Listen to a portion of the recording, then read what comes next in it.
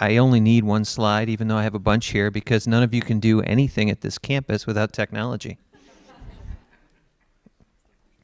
Oh, thank you. All right, I'm going to stand over here in front of the computer because that's where I feel safest. So before we get there, I know it was a joke, but really we can't accomplish the things that we do on this campus, whether it's learning, whether it's exploring the arts, whether it's doing just our day-to-day jobs without technology. I think overall we do a really good job and steward of the funds that we get through the technology fee. And what you'll see through this presentation is how we think creatively and we do some different things to try to be good stewards of the funding. Now, one of the key things that'll show up in this presentation is that we always build a certain reserve. And the reason why we build up a reserve is because of the costs and the continuous costs of replacing technology around campus. Things that you don't know about is that there's over, I think, 200 different network switches across campus. There are over 1,800 access points for wireless access points that have to go across campus. When we upgraded wireless across campus the last time, the quote was $2.5 million. We didn't spend $2.5 million all at once. What we did is we thought creatively and we figured out ways to bring in the funding or buy things differently. So for example, we only bought a third of everything that we put in on campus was brand new. The rest of it we bought refurbished. And then we moved things from other places so that we could stretch those dollars over a period of time and create a method for recurring costs that wouldn't be $2.5 million every 5 to 10 years. So that's the kind of creative thinking that we're doing within BITS to figure out how we can stretch the dollars to make sure we get everybody what they need, not necessarily what we all want, but what you need to get things moving. First thing we did this year is we changed the organization. What we're trying to do is we're trying to be better stewards of technology and helping you folks use technology. So we rearranged the organizational chart and we have a business manager now. Thank you, Carl. I wanted to thank you for putting this he basically put most of this presentation together and allowed me to kind of be someone that said, let's change this, do some other things with it. We also now have a director of BITS customer support. That is our service desk. That is all of our frontline desktop techs and classroom technology people. We have a director of project management and enterprise applications. That means we put project management and applications and programmers together in the same organization. We have a director of infrastructure and network. What we did is we combined our telecom team along with the network and infrastructure teams. And so we slimmed things down so people knew where things were. And currently we have a director of information security vacancy. If you know somebody who's good, please tell them. James Onley was a fabulous asset to our organization, and he outgrew Brockport. And as he's growing his career, he is off doing great things. One of the things that focuses in on the customer service aspect of this is that we are looking at changing the way our service desk looks. We are changing the way we have access to technology. And that's what this slide really talks about, is that we're looking at our facilities. And what it also talks about is that what we're doing is to keep our costs down is we're ensuring that we are standardizing on technology. So for example, on campus right now, there are 2 access control systems. We are going to one, and that's Seaboard. When I first joined the campus 8 years ago, we had, I believe, between 5 and 10 different camera systems. We only have one now, it's Flare.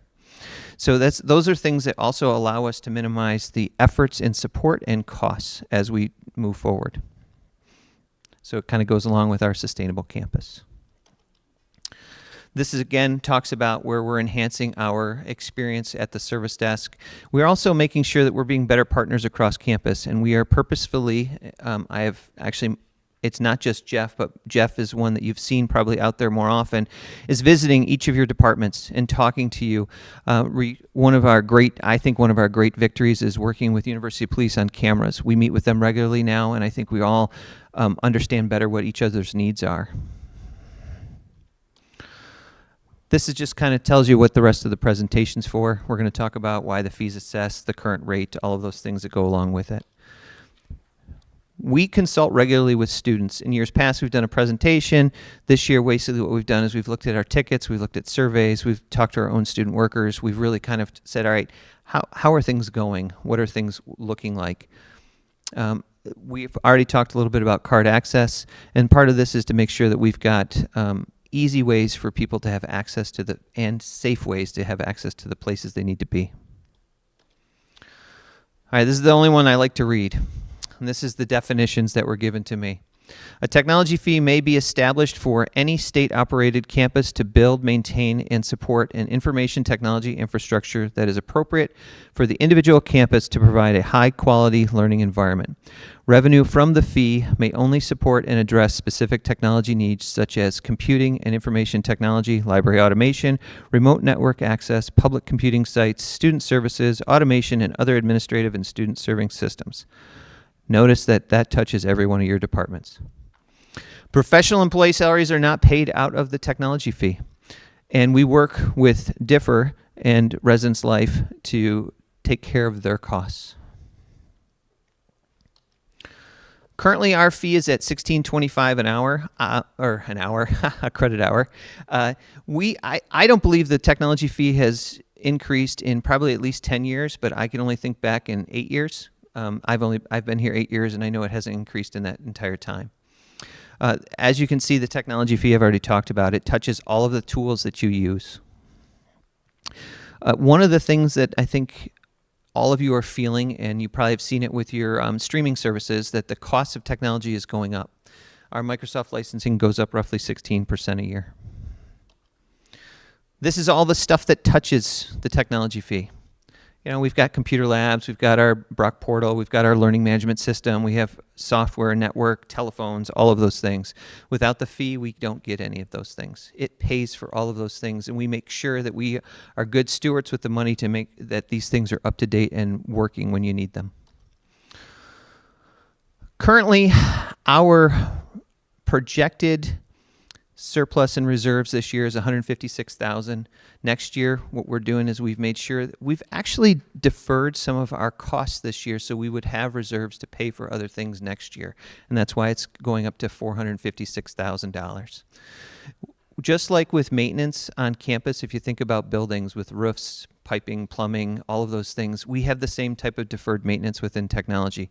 We create technology debt over time. The more technology we buy and the more places we have it, the more it takes for us to maintain.